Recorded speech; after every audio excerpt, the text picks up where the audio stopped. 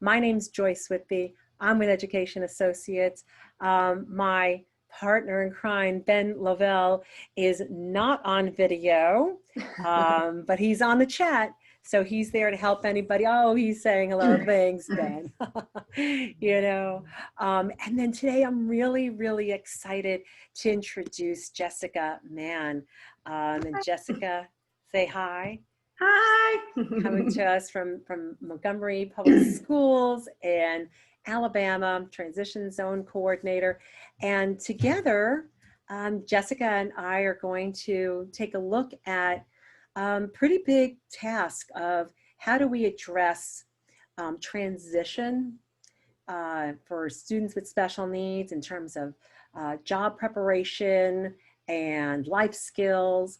How do we address that during this most uncertain time period, right? We've got some catchphrases, the new normal, and in the environment of doing remote and hybrid learning. So I'm going to start by giving you a broad landscape of things to be thinking about. So hopefully you can see my screen has changed to a word cloud, and I want you to think about all of these things, and I want you to be really active today. This is your time. We want to make it as meaningful as possible. So I am going to start that off by launching a poll. And y'all should have an opportunity here where you can click and indicate, thank you very much, what your role is. So Jessica and Ben and I know who we're speaking with today. And oh boy, I'm going to give it another little bit so you can all answer, because we've got about 50% of you all have voted at this point. Still have a couple of people coming on in, but wow, quite a number of folks in here today. I'm going to get us on up so we've got at least 3/4 of you represented in here, and that should be good. Get those last votes in. Getting people ready for voting. This is another part of things here. All right, I'll end that poll and let's share the results. So Jessica, you should be able to see that as well. You might test agent there. So there you go. We've got your peeps here. This is transition coordinators, administrators, and other will be entered on into the chat and see if there's any other sort of things. Workability training specialist, school social worker, yeah, from the child study team. I'm so glad you're here. Vocational rehab counselor and rehabilitation services from the state, yay. Awesome, awesome, awesome, awesome. We are really glad to have y'all here. And, there's just so many different things to be talking about and thinking, even during, good times. There's a lot to be talking about. And now as we're putting on into these uncertain times, trying to figure out what's going on, it's a lot. So I will start off by saying we recognize, we eat, sleep, drink, breathe, that one size does not fit all. And so today, Jessica and I hope to talk with you about options. What are the options? Which pair of shoes are you going to put on today? What's matching your outfit? For me, it's been slippers, probably for a lot of you as well, right? When you're sitting behind your computer. But we really just want to kind of go over what some of the options are, some ideas of things that we've picked up from around the country and people that we've spoken with. I encourage you to use the chat. This is your time. Ben is there to answer any technical questions. So if anybody's having any problems, please just let us know. Before I get into the role of the transition coordinator and examples of models of what you could use during remote and hybrid learning, I want to tell you just a little bit about, oops, that popped up again. Okay. I'll tell you a little bit about Education Associates in case you're not familiar with us. First of all, and we're so proud to say this, we have been around for 40 years, and not me personally, but the CEO of the company and our chief academic officer, they have.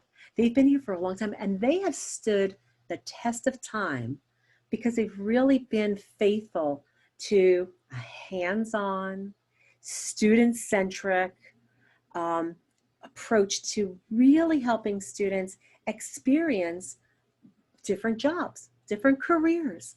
Where would it take them? So these materials have been time tested. There's correlations both to academics, like math and English language arts. There's correlation back to CTE, to career skills.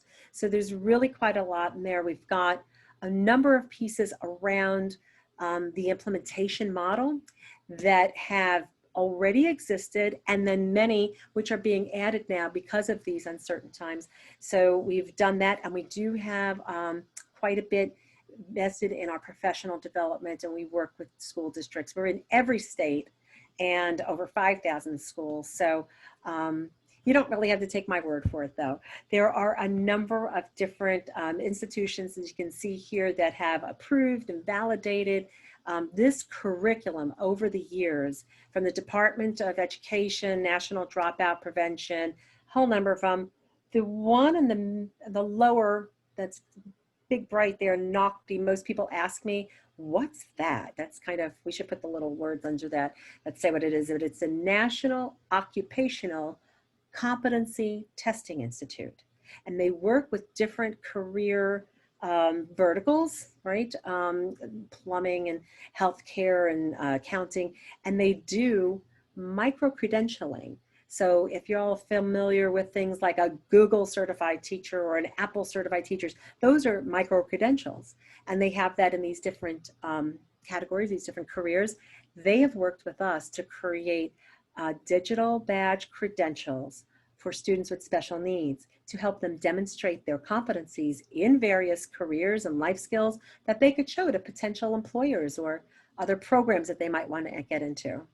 But before I leave the screen, I just want to call attention to our Pride and Joy this summer. We were just acknowledged by the Council of Administrators of Special Education, a CASE, and received a really coveted spot of called a CASE endorsed product. So they looked very, very intently. They have a really stringent set of rubrics, and they looked at our research. They looked at what schools are using the materials and how they're using it. They looked at the methodology, things like the Universal Design for Learning and evidence-based practices, and they do a rigorous process to do this deep dive. It's like a little mini dissertation, gotta say, and we pass with flying colors. So we're very proud of that. We support both the national case group as well as many of the state affiliates. I'm very quickly going to share a little bit about the curriculum so that as we get on into the strategies, it makes a little bit of sense. And so there are two parts to it. On the left side of the screen is Project Discovery.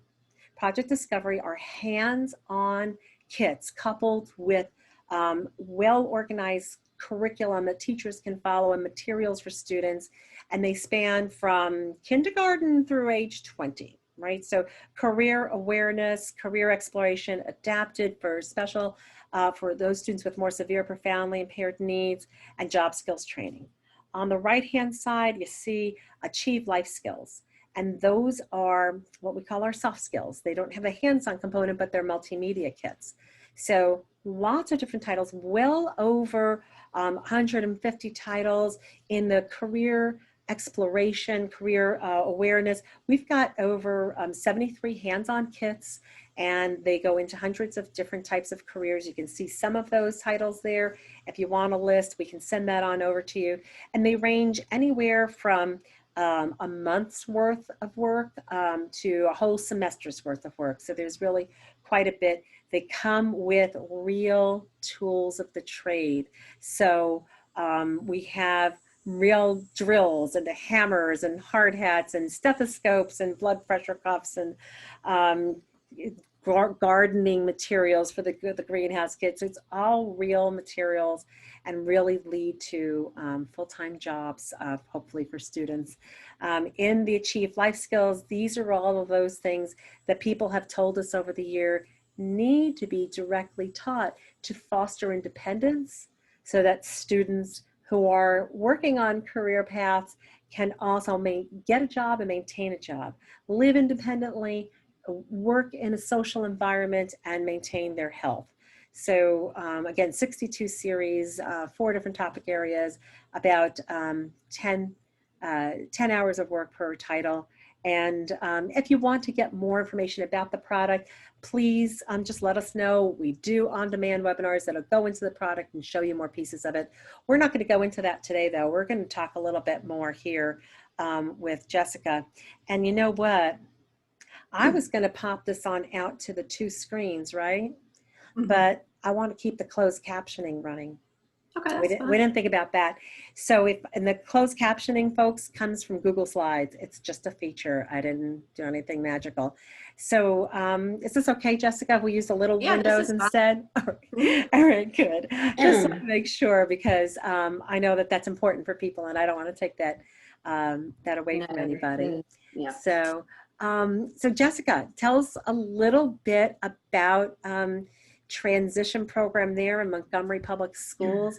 I mean, you've got really quite a large school system there, so this is not for the faint of heart.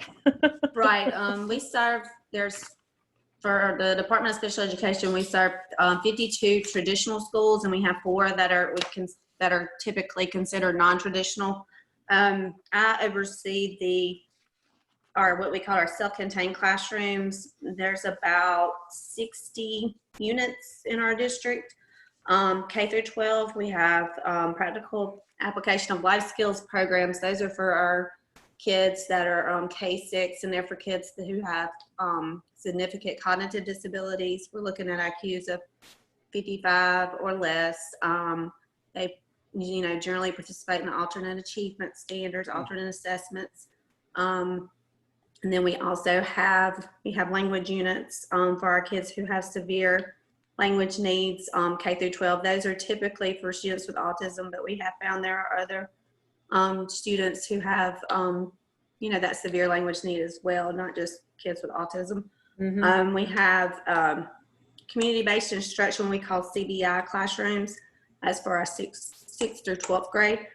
And it basically is community-based instruction. Our school system funds, pays for the special transportation to take them to different community-based outings. They have to fill out the forms, put, what standards they're working on, what transition standards, academic and transition standards they're working on. And it has to go through, I'm sorry, excuse me. My office, I have to go through and make sure that they are actually related to the academic and transition standards, for our state, our state uses, because we use college and career readiness standards. And if not, then, we send it back and they have to, revamp those. But we also have, we serve 2 pediatric nursing facilities. We have one school that has actually 10 teachers, units there that are for kids with severe medical needs. We have 7 nurses on staff as well. But we use our transition, the project discovery. I deal mainly more with the adapted kits. And I will say that, when they first came in, and packing them was awesome. I mean, me and some of my coworkers were back there unpacking those boxes, and it was unreal, the things that came with those kits, the hands-on kits. I mean, it was just the hands-on kits and the adaptive model. Absolutely. And then, I was really excited. It's like Christmas or holidays. It was really like Christmas, because it was like, there was actual wigs in there and nail polish and a motor. They had to, do the motor, change the oil in the motor. And I had teachers when we did like the introduction. I think Shelly Maurer may have came and did our initial training, and the teachers were just, all excited, and, it's actually a real motor. They were like, this is like a real motor. And, it's really so neat. Funny. I've had people tell me, I don't know how to change the oil in my own car. And I said, that's okay.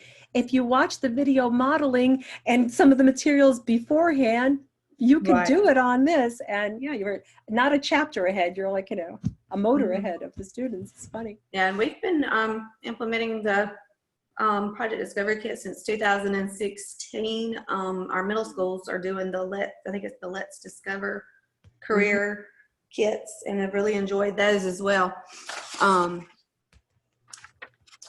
And those are nice because they're kind of broad. There's 11 titles in those Let's Discover the Career Awareness kits. They cover about 55 jobs. Like, let's discover banking. Let's discover construction. And they're a little bit younger in the maturity level, but you're right. Your upper elementary students and or middle school students, 6th and 7th grade, will probably be fine with that. I wouldn't be using those for my high school kids because it's not maturity level.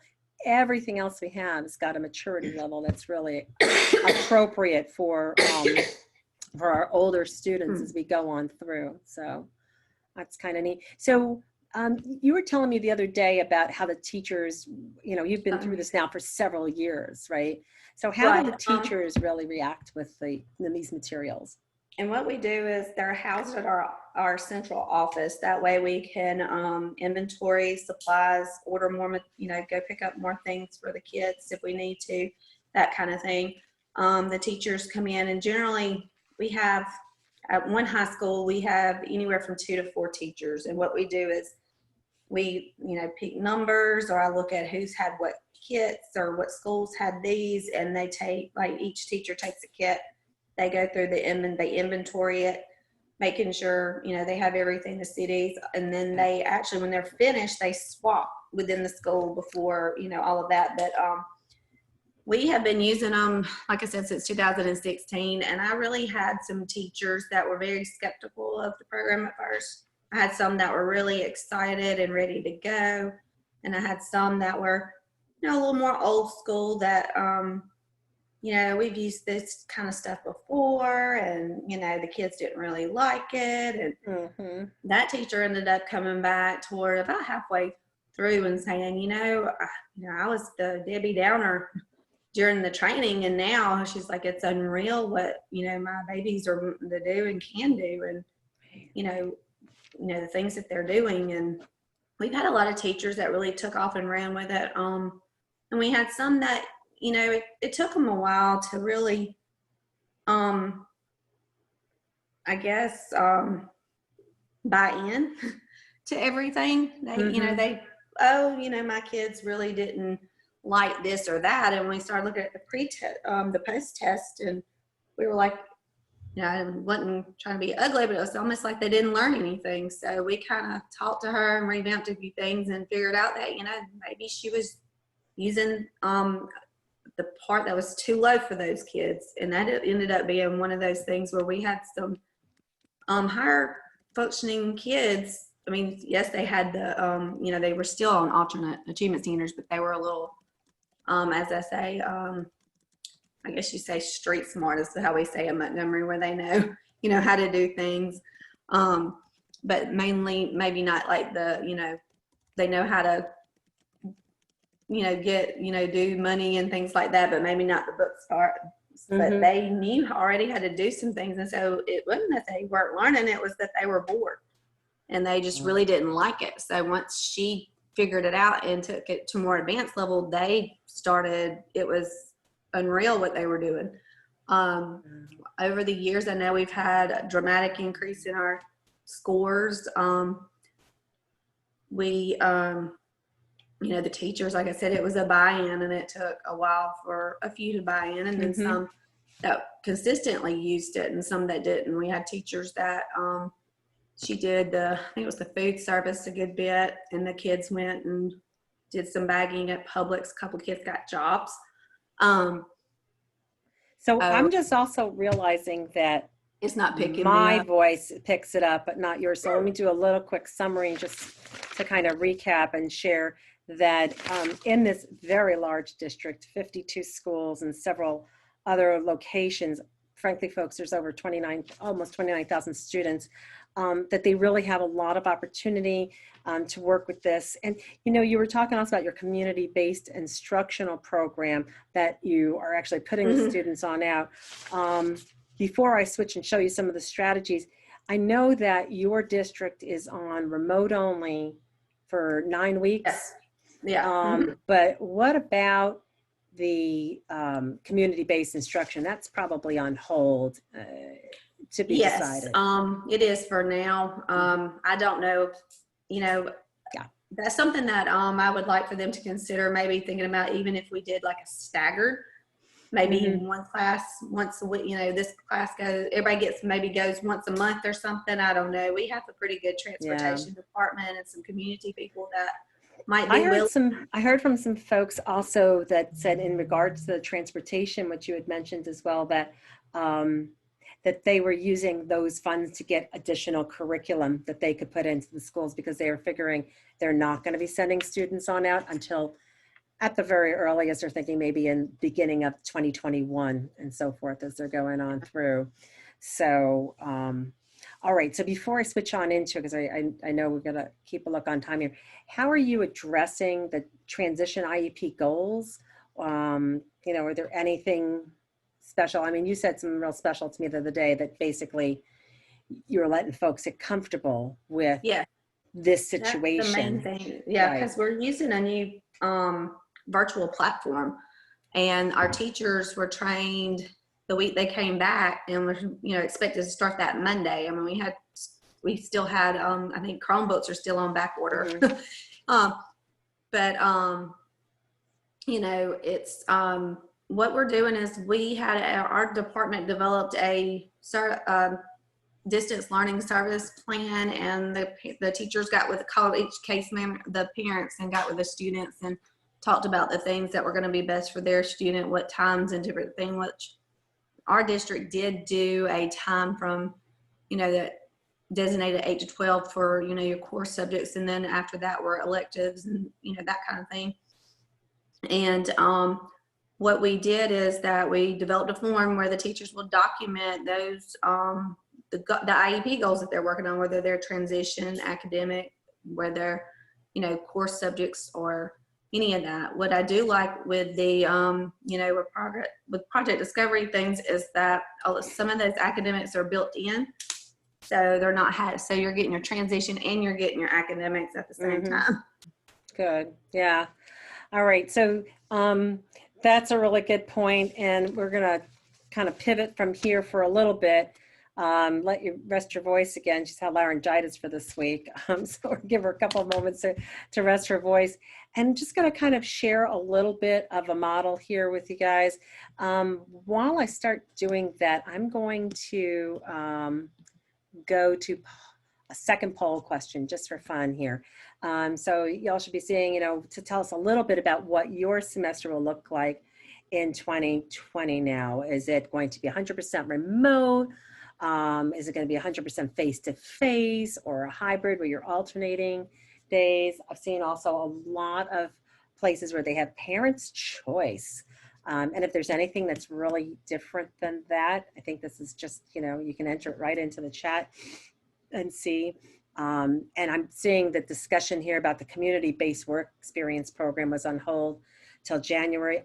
Yes, I saw that as well. And I really think that's probably the one common thing I'm hearing from transition coordinators around the whole country that we really have to be concerned about. But they're being very creative about how to use some of that transportation funding to create and we'll talk about this. You'll see in one of the lessons that I'm going to show you a mock restaurant in your school, or create an apartment, or create an environment where the students can actually come in and then begin feeling as if they have participated in real job skills for that day. So I think we've got a majority of people who have entered on in here. 4 days face-to-face and 1 day virtual. Lots of work with all of these models and the social distancing and so forth. So for y'all can kind of see here now, interesting. It's kind of a third and a third, a chunky third for 100% remote of the period of time, and then kind of an even third for both the hybrid or parents' choice. And I think that regardless of what model that you need to be prepared for, what's going to happen is that we really also need to have contingency plans. So even though we might be doing this today, what happens tomorrow? And I know that that's been pretty much across the board as well. And I use this image here because I thought it was really just very much in tune with us, that we're all running across the bridge that we're building at the very same time. And that is what the new normal is. And I always cringe at that term, but if you're like me, you've been on multiple Zooms today already, and so that's part of the new normal. So one of the things, regardless of which virtual bridge you have been building, as special educators, our obligation is a legal one, right? We need to legally make sure that we're providing free and public education, that we're working on the least restrictive environment, and that we've got a plan for equity and accessibility, and that targets into goals. And as I said before, our experience in career prep and in life skill prep is that hands-on is really what's important. And so it's really a challenge, especially when we're thinking about the students. Similar, I'm sure you all have similar students to what Jessica was talking about, everything from high functioning students all the way down to our medically fragile and severe and profoundly impaired. So there's really quite a bit that goes on in with that.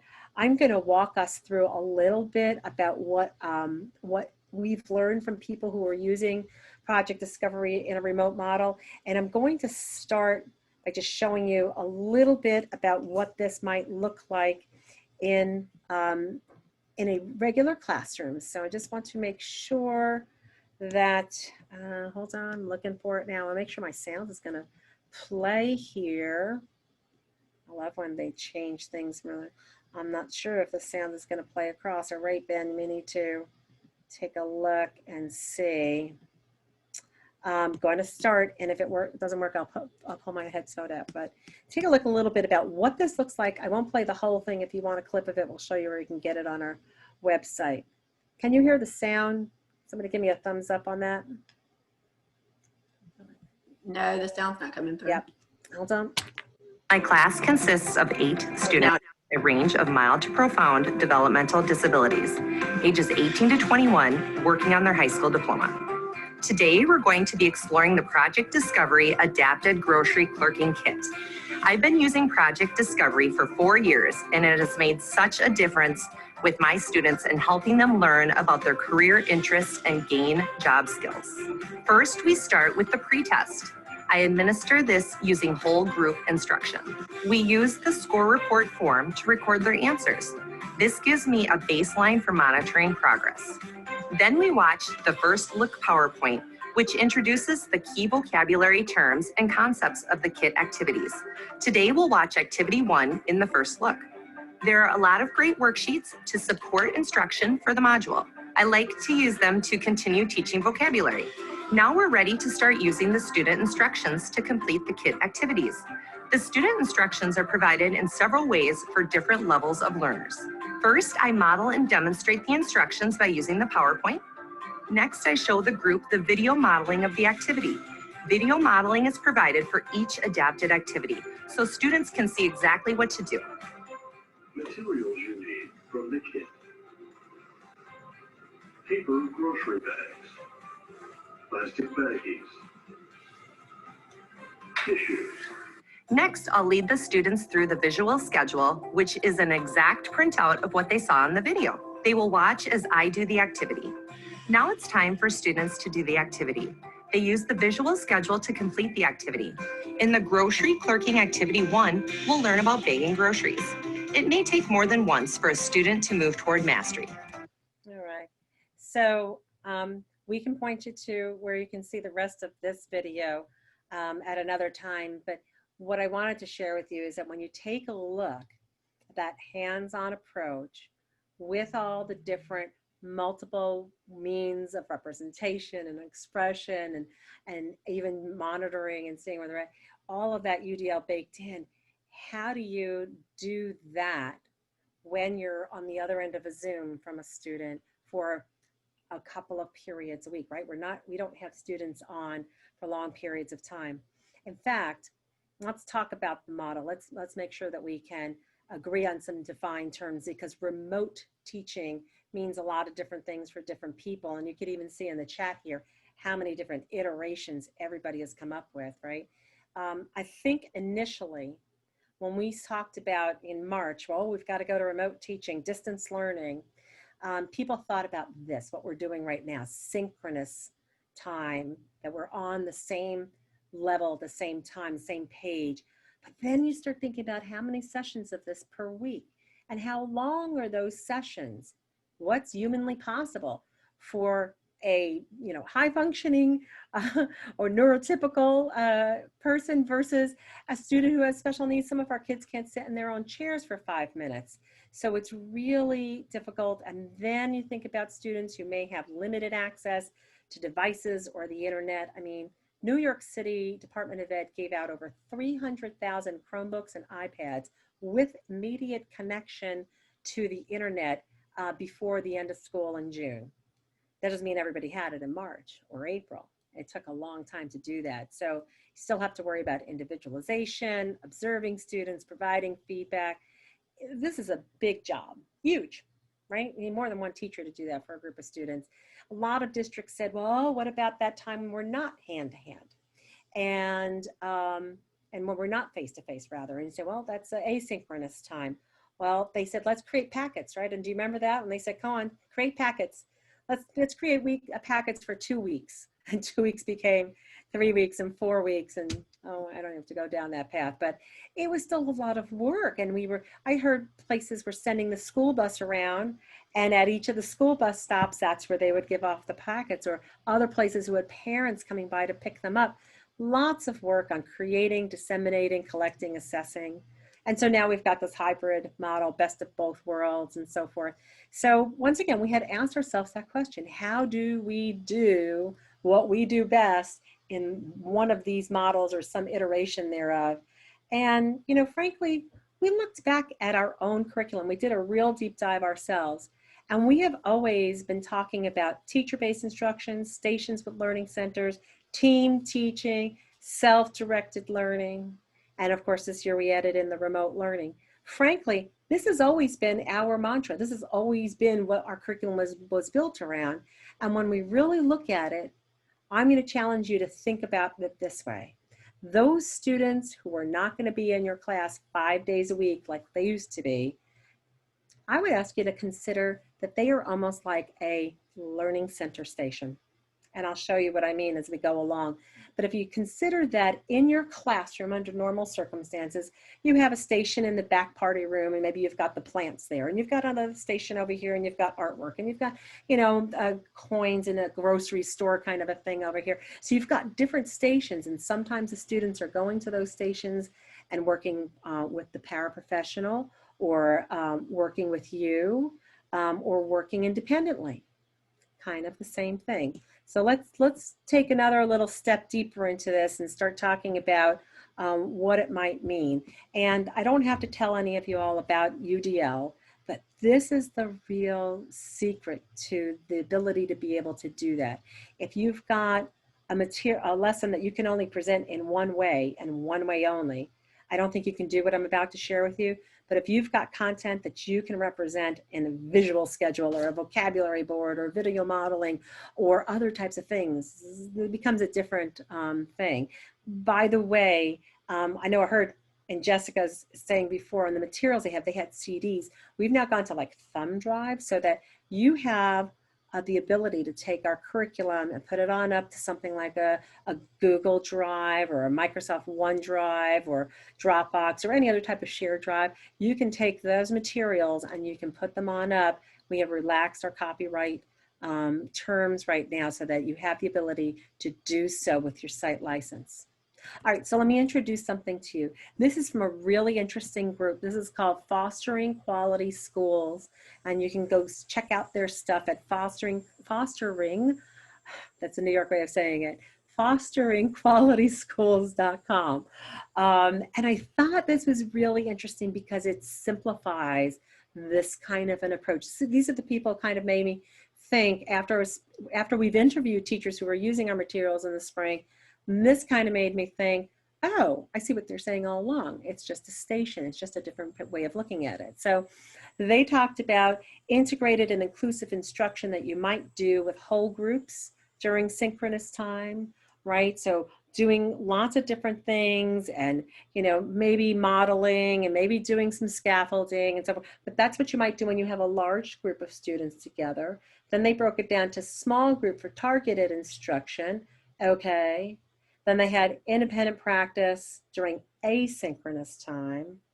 And then what do we do about monitoring? Well, it could be during asynchronous time or it could be during synchronous time. That's what they mean by the A/synchronous. And I looked at that and I said, that's great. This is really a gen ed model, but it's really very special ed when you get underneath the hood. So I took a look at our curriculum and I simplified it. And if you want to, go ahead, take a screenshot of that. But this is what I think I've heard from people like Jessica, and we're going to give lots of shout outs today. Brooke Wentz from Medina County Career Center in Ohio, and Pam Stocker from the Paul Bunyan Cooperative up in Minnesota, who was our co-host last month. Give shout outs to them and so many more. I'll try and remember everybody's name. Forgive me if I've not mentioned you.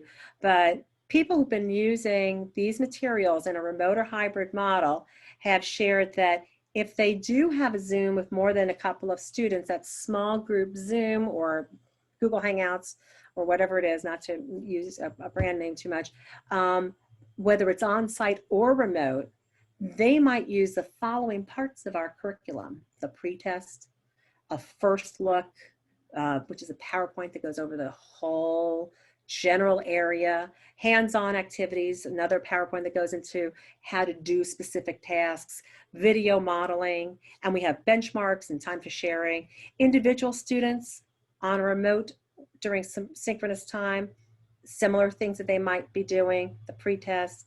This might be a place where you actually do a little deeper dive on the hands-on activities. Here's how you can do this, what materials you need. Let's talk about resource management. And if you look on that orange box there at the very bottom, this is a real key thing: parent coaching, helping parents understand, or it might be grandparents, helping the guardian understand how they can coach the student through this activity, which they might be doing during asynchronous time independently. And the students do still have the ability to look at the PowerPoints or the videos again, and they might want to do that hands-on activity, and the parent or guardian can be tracking their performance, or maybe you save that for your next time with them to see if you can monitor and see what their progress is like. Let me unpack this and make it a little bit more concrete for you. So here is a picture of a student in a school setting, similar to those other students in the school setting, going through this activity, in this case from our food service assistants, learning how to be a server. And there's lots of different steps in learning how to be a server, and we go through it in great detail about lots of task analysis. So that's what it might look like in a school. Well, let's take it into the new normal. We take our first look at our hands-on activity PowerPoint, and just like the video modeling, it tells you what materials you'll need from the kit or could be found around the house. This happens to be an excellent one because you really could find it around the house.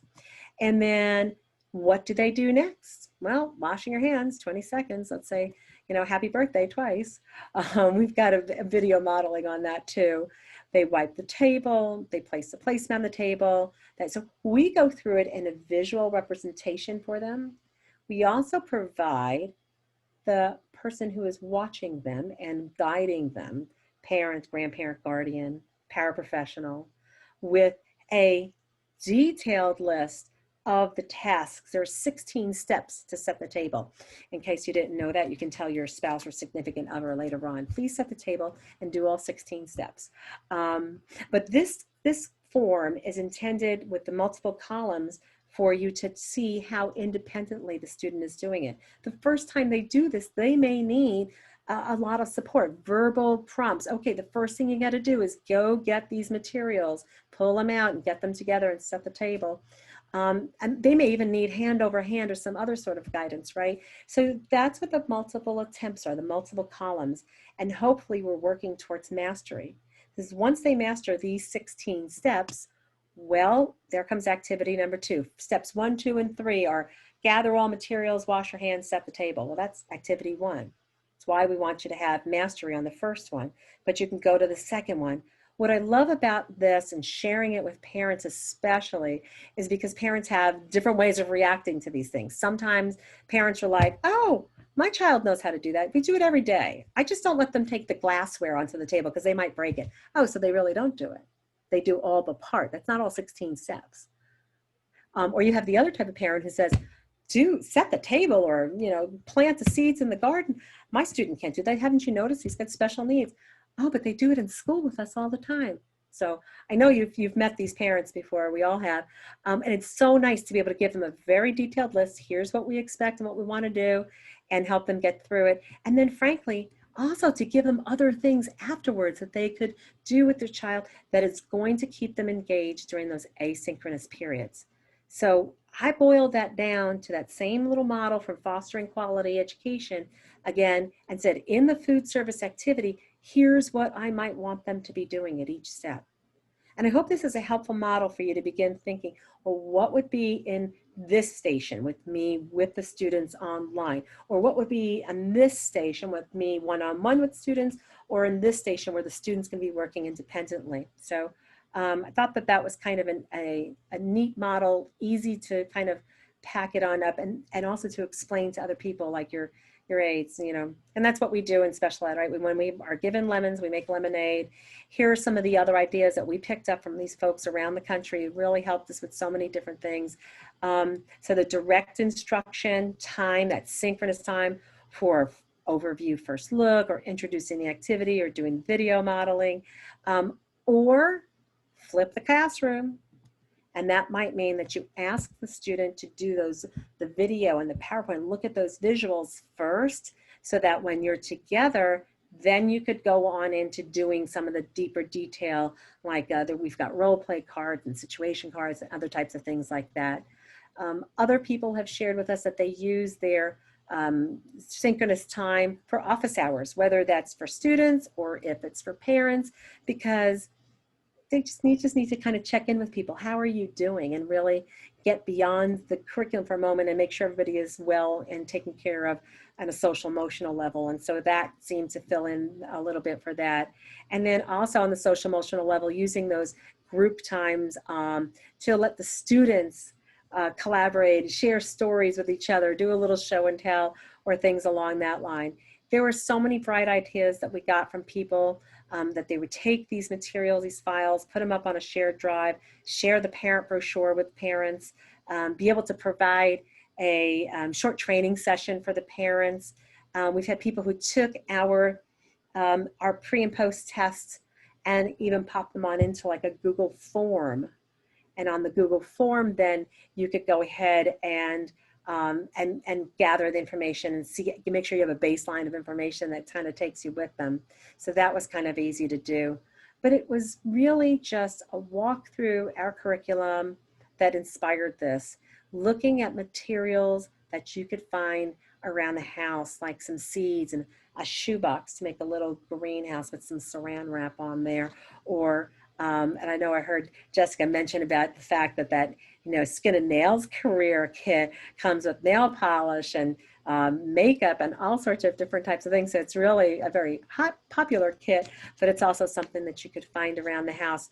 We actually took a walk through all of our materials, and this will go to our website, and we'll send you this link here, but we've got the suggestions that I've just kind of laid out, sort of outlined on this page, as well as we went through each of our kits and started looking for which ones had materials that were readily available.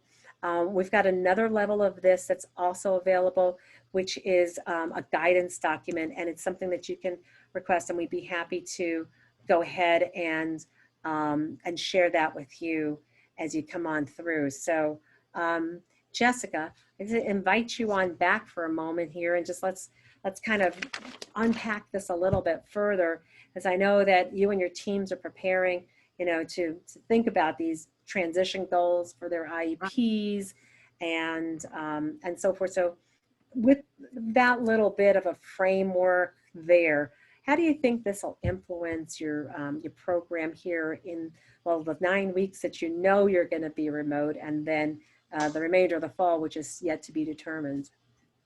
I think it's going to be beneficial for them to be able to use these with their parents. I know right now, like I said, we've kind of let them get settled in with the new platform that they're using. And now it's just, getting the material ready, because like you said, we we've been using the kit since 2016, so we actually don't have anything on a jump drive. I know I should have that when I go back to the office next week, so that it can get out to our teachers and they can start, implementing these things. And I also really like the handout, the guide that y'all gave, that I looked through about how to adapt certain kits and what were some things like the unpacking, like you just did here. It gives a little more detailed on the guidance for that. Right. I think it's going to be very important, and I really think that it's going to be beneficial for the teachers to have, another source of information that can but that can meet two goals, like kill two birds with one stone, the saying of, having academics in transition to, for both. Yeah. And I think that's really, the thing is you really need to be able to, how do I make things more Right. accessible to them? I just happened to catch something in the chat here. Somebody was offering that you can take a screenshot of those sheets, of the worksheets, and put it on Jamboard, and that can make it interactive. So thank you very much, Brenda. And I am jotting that down as well, and we'll add that on into the list. See, there are no bad ideas here. That's exactly, why we all want to come together. We can share this good stuff. I think a lot of people had said boom cards as well. I think it's Jamboard, boom cards would do the same thing. Right. And one of the things that also came up was that the benchmark of the task analysis for any particular thing, you could certainly have the parents going through and checking it off, but somebody else came up the other day and they said, just have the parent take their phone and record it. Flip the classroom, Flip the classroom. Okay, we're going to set the table now, Johnny. Let's go. And you take a picture of them. And then that could be submitted to the teacher, who could then also go ahead and see what the child was doing and whether it was independent or not. So that's kind of another way. I always did a lot of social stories with students, and especially because on the autism spectrum, it's just such a really great way to make it concrete. And then I also thought that, we have social stories in our curriculum, so that there's a PowerPoint that will go through what something might look like. And so, well, just do that. We can use that as a template and do a social story of the student doing that, something that they might have fun sharing with each other during those, precious times to have students together. I know that what students missed in the spring was that social time together. And when they got up on, on a Google Hangout or a Zoom, they were like, just so happy to see each other. It became kind of a free for all. So trying to make those social times a little more structured, like let's go around and share what you've been doing this week and so forth. Yeah. Oh, so what do you think now? A friend's son that I know of, her son is a physical education teacher, and he was he had just moved from the middle school down to the elementary school, and he was sharing, big change, and for this semester. And so she was asking him, she says, so what are you doing now next week when you start school? He goes, I don't know. I have no idea whether I'm going to be doing it. And they said he's probably going to be facilitating things and helping things. So I kind of asked that question about transition coordinator. What do you think transition coordinators will be spending most of their time on in this environment here, Jessica? I know what I've been doing the most of is making sure, the kids were at the right schools. They were, they had what they needed, that the teachers were, given what they needed. I know we supply our district self-contained teachers with iPads, making sure they had an iPad to work from too, because a lot of them did utilize iPads in their classroom. Coordinating times for parents to come and get training on 7-level communicators. Our AT coordinators are doing a wonderful job of doing, things like that, where the parents are used to the kids bringing them home, but they may not know really what to do with them, full time, and what's really interesting is that parents are finally seeing that, okay, I've been wanting my child to have this device, but oh wow, this is what trials are. This is, I really now understand what they meant by let's see which one, that he prefers. A lot of it, and I think we've had a lot of parents call and talk about, it's hard for them to use the Chromebooks because the kids are so used to swiping, phones and pressing, and why didn't we get touch screens? And, so our office has been handling a lot of issues, kind of with that. What I've been mainly doing is, I see things on Facebook. I try to jot it down. I send my teachers resources. I have teachers that, they call me to vent, and some of them, I had one call the other day just in tears, and, it was just a lot. She said, I just need you to listen. And I was like, okay. So I just listened, and she, and then I said, how are you feeling now? She's like, better that I've let it all out now. I'm going to go do this. And I'm like, you can do this. And I think it's, my main thing is we've been trying to stay positive and encourage them and try to take, a lot of the demand off as much as we can, like paperwork wise and different things. I know, we're monitoring, making sure that these kids are getting their services. I have a Google Classroom that I monitor, and my teachers are posting their logs for the week, making sure that kids are getting their services. Because, a lot of people said they just don't get it. And I said, anything's better than nothing. Right. Just like when we closed in March, the end of March, everybody, we had packets that went home, and we had teachers that did Google Classroom. We had a blend of all kinds of things. I had teachers who were up till 8 and 9 o'clock at night, working with parents. Right. And, just being there to support them through and giving them a way to vent and talk and let them know that they're not in it, they're not by themselves, and giving them as many resources and support as we can. Because we're not having to, I'm not having to teach remotely in that type of situation, but, we are having to do things differently. But, just being able to support them and getting them resources that they need. And, just like I said, if I can take some of these pre and post tests and put them in a Google, quiz for these teachers, I'm willing, I'm willing to do that.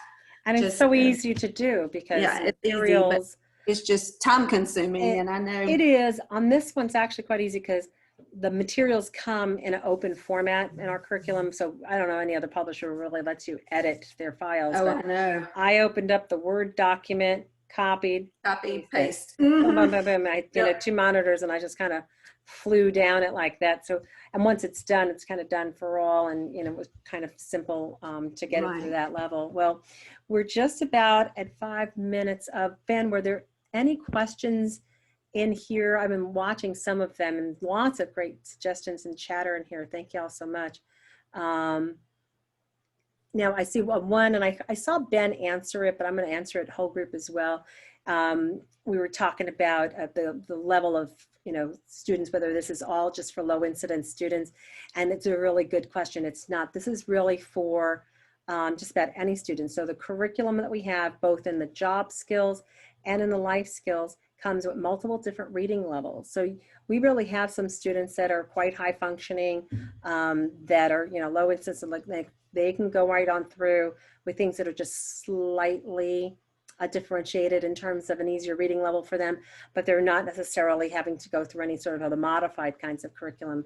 And then we also have the whole life skills curriculum, which is also quite appropriate as well. So there's a lot of different types of students that we can serve. And there's a lot of specific questions about our curriculum, including things about pricing and makeup. It's all kind of across the board, but let me show you some of the resources that we have for you so you can learn more about it.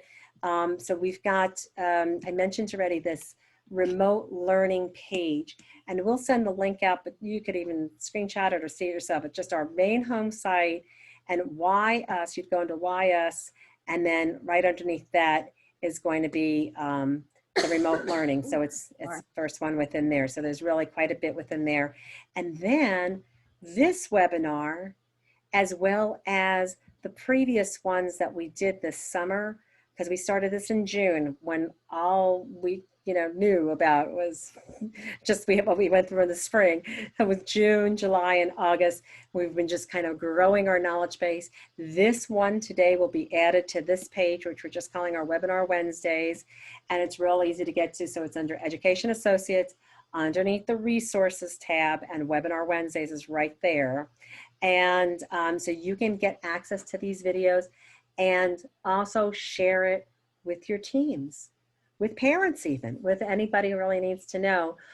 We will have another Webinar Wednesday on October 7th at 2 p.m. Eastern, and you can pre-register for that here as well. And hopefully we'll have another guest speaker. Jessica, this has been amazing. I'm really so thankful that you spent some time with us today, especially given the fact you've had laryngitis for the past week. It's really great to have you here. But this is another great resource for you all to kind of take a look at, and certainly reach on out to us, because we do, and I think it's just about on any page, you can get a preview packet, which is very interactive and really helps you kind of get to a lot of different levels. So I think that's on the bottom of just about any page that we have. And we also do just on-demand webinars, so you can schedule a personal overview. So we can go through and help you as you come on through and figure out. There's even a little calendar, so you can go ahead and just schedule something if that's what you'd like to do. We presented some general information here. What we like to do during these webinar, the Zoom overviews, is get real specific and help you figure out which pieces might fit for your students and your parents and community. And so I hope that that's helpful to you. Ben, is there anything that we're missing? Anything else that you think that was a question that we should answer before we chime off here? I went fast. I think I got everything in the chats, Yeah. but if there's anything else that I can help anyone with, I put my personal email in the chat a few times. It's blovell@educationassociates.com. I'd be happy to, I will email it to the chat again. I'd be happy to answer any specific questions for anyone. If anyone, we will be sending out a recording of this. It's also going to be available on the webpage that Joyce just gave you there. And if anybody needs like a certificate or anything, or just any kind of evidence that you were on the webinar with us for continuing education credits or anything of that nature, I'd be happy to oblige. So Awesome. thank you all very much for your attendance today. Really, thank you so much. It's really just a testament to the dedication that you have to these students and their parents and the community. We all just have to come together on it, right? It's if you're not laughing about it and finding fun things to do, then you're gonna be sitting there in the corner crying. Well, you can cry for a couple minutes and then dry your eyes and come back in, and we'll help you figure it out, just like Jessica did. Jessica, once again, thank you so much. Ben, thank you for being Thank you for having me. I really enjoyed it. It's neat to see how many people use these across the country. Absolutely. And it went really by fast. It did go by real fast, and we had well over 200 people in here, and so that's just just amazing. So good deal. Thank you all. Have a great day. Be safe, be well, and go take care of those kids. They are our future. So take care now. Thanks. Thank you.